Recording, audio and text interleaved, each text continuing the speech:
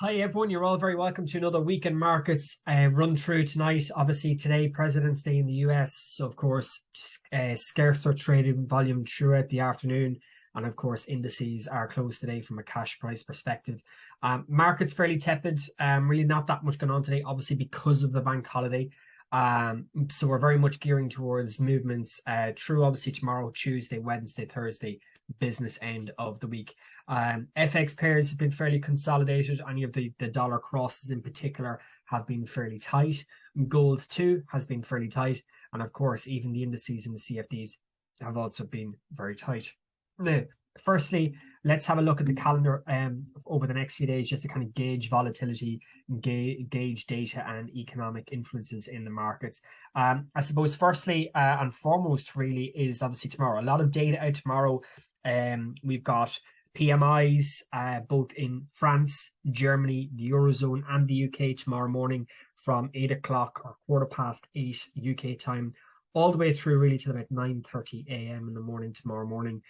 So we're gonna get an update in terms of production output from the Purchasing Managers Index reports, and that'll be kind of drive London open session tomorrow volatility, as I said, between kind of 7 and 10, but more prevalently after the open from 8:15 up until about 9, half 9, until we get the UK data. Now, of course, at 10 o'clock tomorrow morning, we do have the ZEW, which is an economic sentiment report, both from the Eurozone and from Germany. So we have quite a vibrant piece of trading data coming out tomorrow morning within the London trading session, within the European trading session, broadly speaking. Tomorrow, we do have Canadian CPI, which I think is going to be important. We do also have Canadian retail sales. And of course, in the afternoon at 2:45, 15 minutes after the US session open, we do also have PMIs in the US as well, with the S&P Global Composite Manufacturing and Global Services outputs also reporting PMI data. So, of course, if you're looking at PMIs, broadly speaking, you can see the kind of the previous figures, the consensus. So we're obviously waiting for the actual figures tomorrow. Now, as we've said as we've alluded to in previous videos, any PMIs or ISM data that's under 50 is contractionary, is a recessionary indicator. And of course, as you can see, a lot of the French, German, European PMIs are high 40s or on that 50 threshold. So of course, if we see 50 thresholds tomorrow and we see them all above 50, that's going to be a good thing for FTSE. It's going to be a good thing for the DAX, and of course for the Euro Stoxx as well, for those who trade fundamentals and for those who scalp short-term news events as well. So just be kind of wary of that for those who are looking. Now, of course, as I said, tomorrow, CPI. So of course, CPI is one of the three primary pieces of economic data that comes out that markets generally look to be less than expectation. So of course, weaker than expected CPI is of course a good thing for the markets, because of course that means that the inflation is reducing, which is obviously what a lot of participants and a lot of central bankers are looking for. Now, of course, with the CPI figures, it's important to look at both the core and of course the headlines. So of course, PPI index, obviously price index is obviously important. So 6.1, 6.3 month on month. We had a 0.6% decrease last month. They are expecting a pickup in CPI prices this month, and I suppose that's probably due to fact of the increasing fuel oil prices over the last 6 weeks is probably not going to help that, because of course oil prices is the primary sectoral output of the Canadian economy. So with that aside, obviously CPIs is important. Consumer Price Index core 5.5 is the forecast for tomorrow year on year, and 0.2 positive is also expected. So if we're seeing negative 0.1, negative 0.2, 5.1, 5.2%, that's a good thing for the CPI, and we should actually see Canadian dollar weakness as well. So just kind of worth keeping an eye on that one. And then of course tomorrow afternoon, as we said, we've got PMIs in the US. So 47.5, 47.3, 47.2 are the S&P PMI global composite manufacturing and servicing output. So of course, if we see 48s, 48.5, that's progression, that's good news, that's good data. It's coming in better than expected. So you should see the indices actually do quite well on that. So that then really brings us to Wednesday. So of course, Tuesday night into Wednesday morning, what do we have? We have the next central bank meeting from the RBNZ. They're looking for a 50 basis point increase to match what we would have seen previously in the Bank of England and of course in the ECB more recently. So it'll be interesting to see, does the RBNZ remain with their fairly hawkish approach to the markets, or if that'll be more kind of a final hefty increase in rates before we start to see that cooling, like what we're seeing in Canada, like what we're seeing obviously in the Fed as well. And that's going to be interesting. So that's going to bring us into to Wednesday morning. Wednesday, not really that much happening overall. A few bits and pieces. We've got German IFOs. We've got the ZEW report in Switzerland. We have a bank holiday in the Japanese markets, obviously with the Emperor's birthday, and of course then the FOMC minutes coming out Wednesday. And so you'd expect to see a little bit of volatility in the markets on Wednesday off the back of the FOMC minutes as well. So if we look at multiple calendars, just kind of reconcile the economic calendars, of course, on Wednesday as well, we do have Australian data as well. So this is why it's important to look at multiple indexes or kind of calendars, because of course, make sure you're not leaving anything out. Of course, the Australian wage price index, so that's going to be interesting from a construction perspective in Australia, because of course, quite a lot in that sector. We do have obviously crude oil exchanges obviously coming out on Wednesday evening as well, Wednesday night in fact, and we do have some other bits and pieces throughout the course of the day, like for example business climate, which we've talked about, the IFOs, and of course we do have inflation rate in Germany as well, so kind of internal inflation outlook in Germany. So that could be one to keep an eye out on, because we know that Germany tends to be the bedrock of European data, so keep an eye on that one as well, and that's on the Alpha Capital economic calendar within the dashboard. So really not too much else other than that, because we've talked about Canadian data, we've talked about the retail sales, we've talked about the figures tomorrow, the index, the PMIs as well, which some of them aren't actually on this one, so that's why it's important just to reconcile the data. And of course then that really brings us to Thursday, which of course we have the new GDP price index. That'll be one to watch. We do of course have the continuous weekly jobless claims out of the US. We do have the European Monetary Union inflation year-on-year targets. So that'll be interesting to keep an eye on that. But we'll keep an eye on those figures on Thursday. We'll do a fresh video on Thursday just to recap on the volatility, obviously with tomorrow, and of course on Wednesday as well. So that kind of wraps up the economic calendars. If we start to look at the price action, I suppose firstly and foremost on the DXY, we're still seeing that kind of relative consolidation. So we had that peak in DXY strength last week. Out of this kind of previous consolidation that we actually figured and talked about and mentioned last week as well, fairly kind of clean upside movement into 104.50. We have seen that kind of retaliation in dollar weakness back under 104, back into some of these shorter term liquidity areas. And of course, if you're looking at 1 hour price action, you've got multiple areas of interest. You've got this potential bottom here between 102.50 and 103 if we see dollar weakness slide again, but you're more prevalently going to be focused on this kind of 103.50, 103.60, which of course is proving to kind of gather short-term volume ahead of, I suppose, what has been a fairly consolidationary movement as we expected with President's Day in the US. So DXY short-term between 103.50, 103.8, I think is going to be very, very interesting. We have very, very clear bullish price action structure development, obviously returning back into the value area, back into the liquidity areas where the origins of those moves have been witnessed. And of course, that's where we had our Fibonacci structure as well, just to be able to identify those short-term movements in price action. And as you can see, prime time in consolidation here. So we really, if this is to prove correct, really should be looking for some sort of reaction from this zone tomorrow.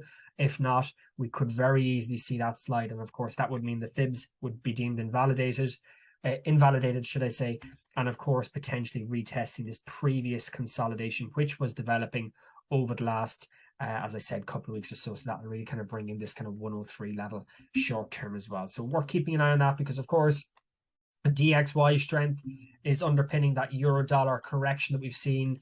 If we just go out to the higher time frames, that euro dollar correction, very, very clear correction, very, very initial aggressive selling into flagging like bearish price action. So we're going from lows, highs, back into new lows again, price action consolidating underneath 107. And of course, if we look at the daily price action, of course, you can see the very, very clear bullish order flow over the last few weeks or so. Very, very clear corrections. We've obviously got structured highs, correction, creating that crossover in sentiment, very, very clear buying from 106 all the way up to new highs, and the price action is coming all the way back down to 106 to mitigate this area.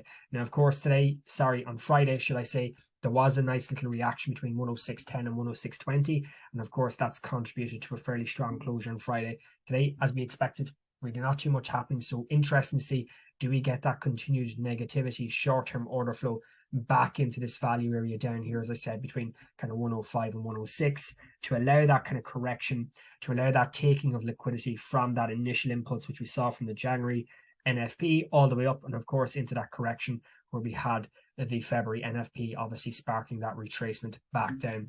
So that's going to be worth keeping an eye out on this week. And I suppose that's something that I'm watching very, very closely myself, because of course, when you look at the 4 hour or 1 hour, you can see that very, very clear order flow. And of course, this is the volatility we're seeing, because of course, last Tuesday, we did try and break out through 108, very quickly failed, turned lower, and actually created new bearish order flow as well. So ultimately, I think 107 is going to be the level of interest short term, to see if there is any sort of reaction, potentially with spikes into maybe 107.30, 107.40, but really looking to see if that order flow continues to the downside, to come back into these higher time frame daily 4 hour levels of liquidity. So worth keeping an eye on that one.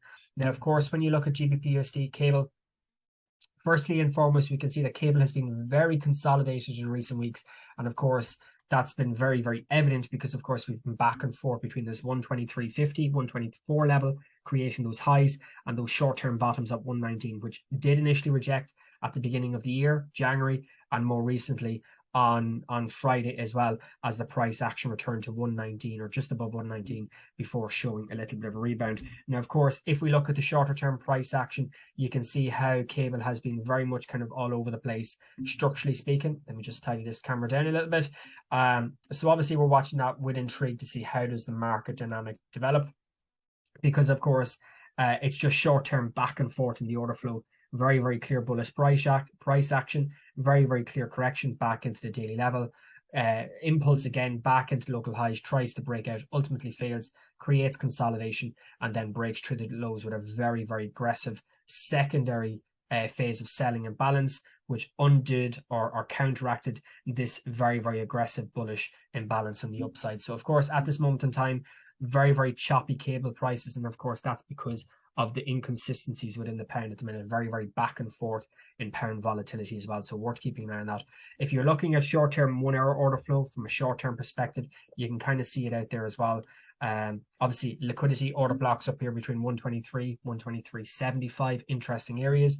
But of course, really watching to see if there is any sort of continuation decline, obviously allowing for that deeper runoff back into the 119 zone as well. So I think that's really where we're kind of looking for there with cable, to see if there is any sort of incremental bias between dollar strength or dollar weakness, and making sure there's a firming in that viewpoint to give us a nearer term directional bias, whether it's an extension back up into some of those higher levels, or whether it's that continued dollar strength, get back into some of those daily, weekly levels we talked about in the DXY last week between 105 and 105.50, and of course allowing for that cable to really suppress those lows as well and potentially take out volume underneath. So that's worth kind of keeping an eye out on. Of course, if we look at yen next on our list, just to kind of finish off the FX side of things, very, very clear order flow on the upside, of course, we previously alluded to.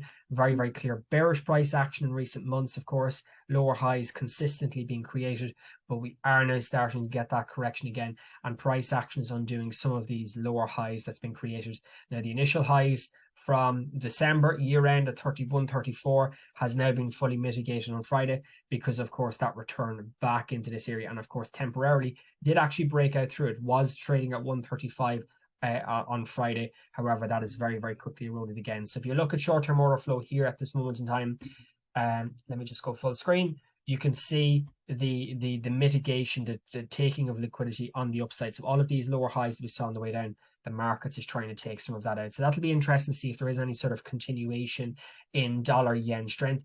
And if that continues to play out, the order flow, you're really looking for price action to continue turning higher, with the next target being up around this 137 level.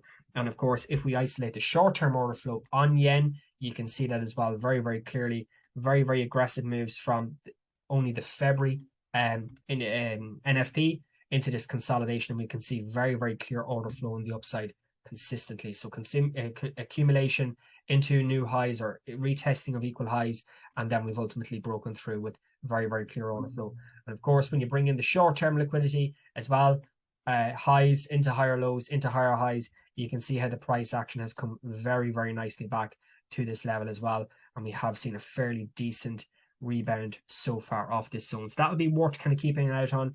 And I suppose if you were to look at your trading patterns or anything like that, for those of you who watches those type of structures, you can see as well that we've actually kind of broken this short-term wedge structure that was actually kind of developing as well. You kind of look at it there, very, very clear wedge structure into this value area, very, very clear breakout. So it'll be interesting to see if there's a retest, pullback, one final move off of 133.90, 134 to allow that continuation to the upside. And I suppose that would really then be the next move to springboard that extension up to not just 135 short-term highs, but obviously continue that higher high, higher low elevation of trend, and obviously look to try and mitigate some of those higher time frame lower highs that we saw on the daily charts as well, up around, as I said, up around this level here, 136.90, 137 as well. So there's still a significant movement to the upside if we start to see that dollar strength pick up again. So really do be aware of that, because there is a nice potential opportunity there as well. And of course, if you bring in as well some of the validations there, this area here around 133.80, 134 becomes a very, very interesting level as well. So worth keeping an eye on that as well, structure wise. And of course, just seeing if there is any sort of clear reaction, because of course that would allow for a fairly decent run up. You only have to look at the risk reward potential in that, not giving any trading advice, of course, but even from a risk reward perspective, you can kind of see how there is a very, very tasty risk reward opportunity there with a 1 to 7, 1 to 8. So worth keeping an eye on that to see if there is any sort of movement there. So we'll obviously keep an eye on that through the course of the week. Now the Aussie, so the final FX pair tonight is of course the Aussie dollar. What have we seen in the Aussie dollar? Very, very clear daily order flow to the upside. So let's look at the daily time frame for a second. Very, very clear reaction off of the 71 level. We alluded to it last week. We obviously noted about that break. We were looking for that kind of run up last week back into 70, 50, back into to kind of mitigate this. We did get fairly close to, we did got to about 70, 25, 70, 27 ultimately before rejecting. So we didn't quite get back into that level we're looking for, because of course on Wednesday and Thursday we had a very, very clear sell-off again off of dollar strength. Now we have found some short-term bottoms here at 69. Price action has seen a little bit of a rebounding today, which of course is bringing in that kind of 4-hour order flow. And when you isolate the price action, although this daily level up here hasn't been mitigated, we are creating very, very clear order flow as well. Highs, lower lows, lower highs, new lows again, creating a pullback into this level. So you've got area 1, this decisional area around 69.20. You've also got this extensionary level here up as high as between 69.70 and 70. So probably the favored viewpoint would be to see some sort of reaction from here tomorrow. So of course, given the weekend, better be patient, get clarity within the price action, then make clearly defined decisions off the back of that as well. So that kind of brings in gold then. All right. So if we look at gold from last week, structurally speaking, the order flows continue to break down. So last week we were talking about the price action, that kind of 3-day bounce. And of course, we were making new clear lower highs, lower lows last week. You only have to look at every second day really formulating the engulfing candles. So of course, Thursday the 9th, engulfing, last Monday engulfing, last Wednesday engulfing, flat into the weekend, creating those pullbacks. So you can even kind of see the daily structure developing there pretty cleanly. Of course, the ultimate goal will be to see the price action come back up into this initial level, as we talked about last week, 27s, 30s, really getting a mitigation off of this level. However, at this moment in time, we are some way off of that, because of course, when you look at the 4-hour, 1 hour, even the lower time frame order flow, very, very clear continuous breaks of structure, very, very clear elevation to the downside. Because of course, if we just bring in some simple drawn tools, consolidation, new lows, break, new lows again, of course into here. So you can see how the order flow is continually breaking down consistently, creating that kind of staircase scenario of obviously bearish price action. And of course, when you bring in the order blocks as well, you've got a 4-hour up here at 1882. You've got 1 hour, 4-hour structure here around about the 60s as well. And of course, today, if you look directly left, you've got a short-term price action level, a lot of buying coming in here at 1830 into 1835. And of course, we have seen a short-term bottom coming in there. So it'd be nice to see gold prices work back up into some of these levels to kind of mitigate some of that bearish order flow that we saw through Wednesday, Thursday of the previous week, and of course through the better part of last week, where we went from, as I said, the 1880s all the way down into the 70s, and from the 70s all the way down into the mid 30s as well. So interesting to see how that one develops, because of course, even if you look at short-term order flow as well, even on the likes of the 1 hour, you can see that developing very, very nicely. As we said, the area up around 1880, 1883. And of course, we have a secondary level, as I said, between kind of 55 and kind of 60. That would be kind of the secondary level to see if there was any sort of spikes. They become interesting levels to see if there is any sort of reaction from you. You're then playing that continuated selling order flow structure that we've been kind of talking about as well. So I'm just going to remove those lines. You can see it there. Continuous breaks of structure to the downside and getting those clear corrections back up into those levels as well. All right. So that's gold. Now, when we turn our attention to the indices, what are we seeing in the indices? We're starting to see a top coming in the S&Ps. So S&Ps at 4,200 is now starting to visualize a clear top after what has been a fairly significant run-up since the 6th of January. Higher highs, higher lows has been the narrative over the last 8 weeks or so. And of course, we have got to 4,200. Now, when you look at the 4-hour order flows, some of these order blocks, liquidity zones, we talked about it last week, very, very clear reaction from 4,060. I was running it higher last week to see if we could actually continue progressing. But of course, on Wednesday and Thursday last week, when we were coming off of that 4150, refusing really to go much higher, that was profit taking really for me short term, because of course the price action looked like it was going to potentially run lower, and that's exactly what it's done. So it's come all the way back down to this yellow level that we've talked about last week, and all the way back into this short-term range. Now, at this moment in time, it's starting to look as if this short-term price action level here between kind of 4050, 4075 is looking like it's probably going to give way. Why? Because we've had a very, very aggressive run, as we said, between January and the early parts of February into accumulation, ultimately refusing to create new highs. And of course, if you look at the order flow, you will see that the initial accumulation has created short-term lows, followed by short-term lower highs, because of course, this is now closing underneath this, and this pullback is closing, this area here is closing underneath this area over here, refusing to kind of take out this region. Of course, that was fairly visible last week on the wick, and since then the price actions migrated to the downside. And of course, at the beginning of this week, we're trading at this consolidated level. So it'll be interesting to see, does the price action give way and ultimately start undoing some of the bullish order flow here back into 4,000s, 000 psychological number, but even deeper than that, seeing if there's a runoff all the way back into 39s, 3950s, because those become very, very interesting structural moves, particularly if the indices start giving way some volatility. So that's what I would be keeping a very, very close eye on over the next few weeks, is just to see, of course, not even the next few weeks, but more this week, to see if there is that elevation to the downside, and of course allowing for price action to ultimately continue moving lower broadly beyond that. So as I said, 4050 becomes an interesting level. Nasdaq, interestingly, last week we were short in Nasdaq. Very, very clear run up. We've talked about 12.8 now, probably for the guts of the last 2.5 weeks. So very, very clear reaction.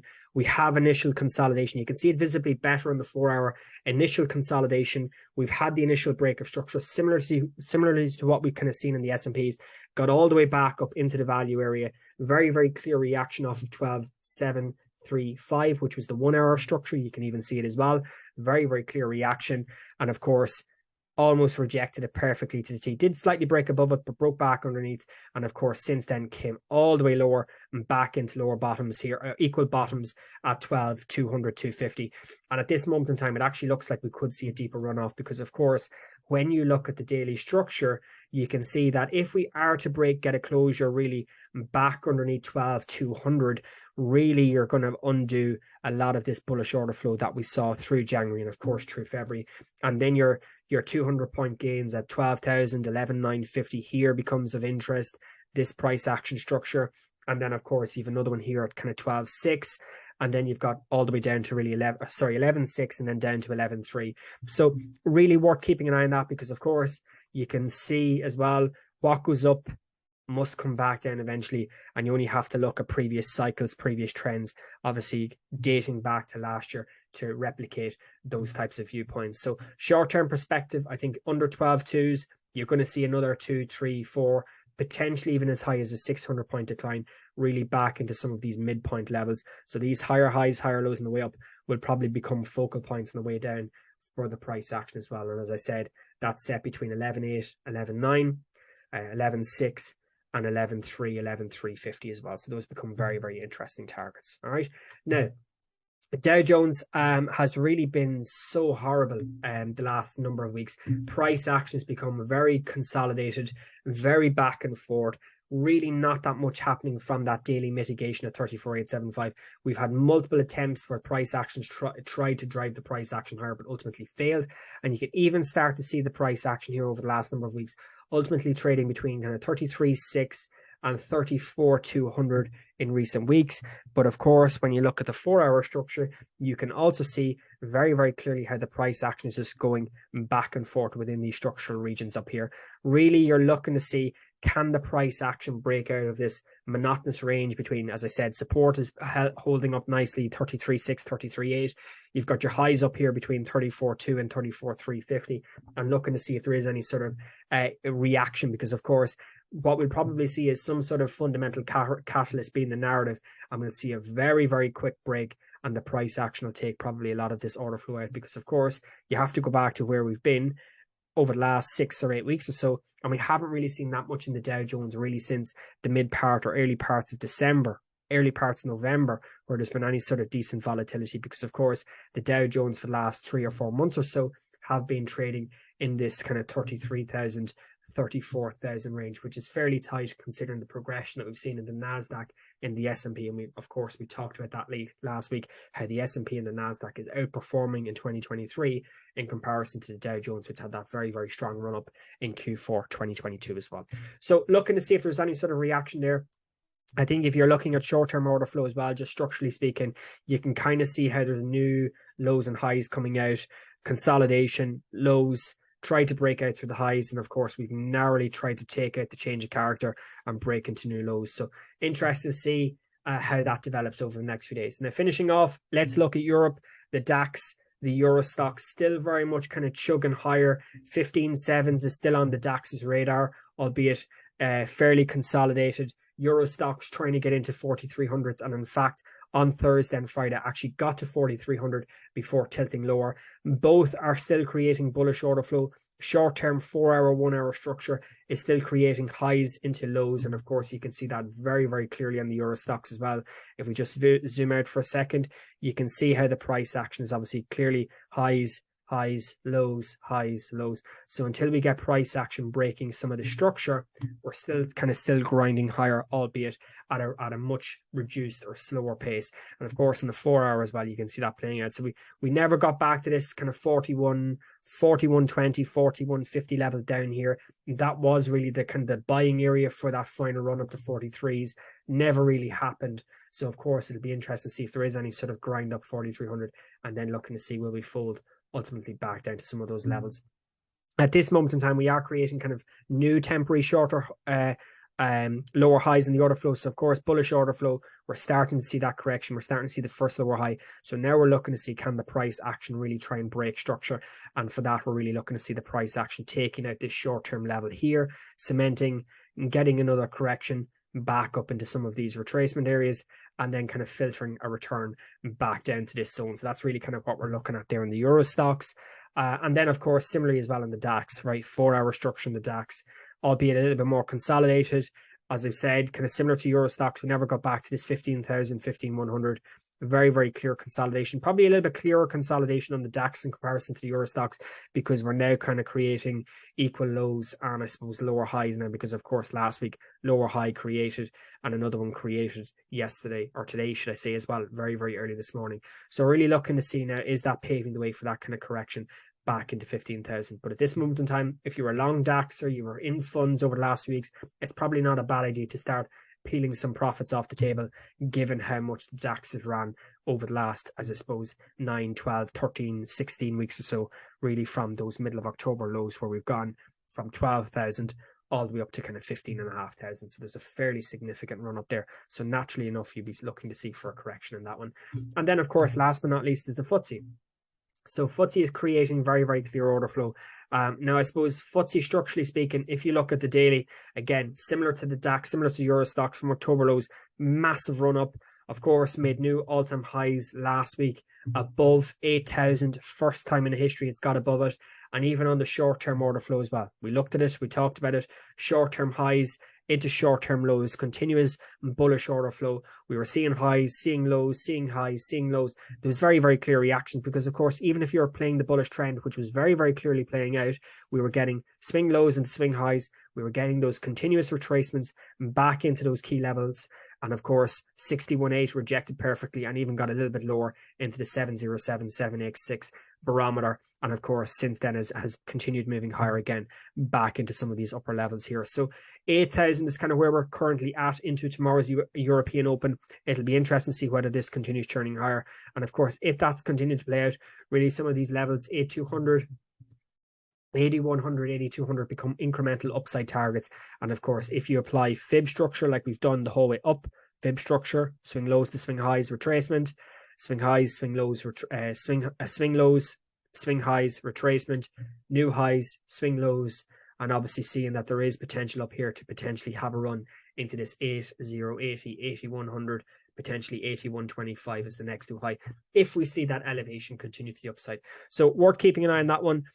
Price action this week obviously fairly consolidated because of the lack of volume today, so it'll be interesting to see if there is any sort of elevation above 8050 tomorrow, new highs, and of course kicking on to create that next extension to the upside in the FTSE. So that's pretty much it for so far this week, guys. We will be back probably on Wednesday to kind of factor in the volatility from tomorrow, and of course the data on Wednesday as well, particularly off the back of the Kiwi interest rate decision.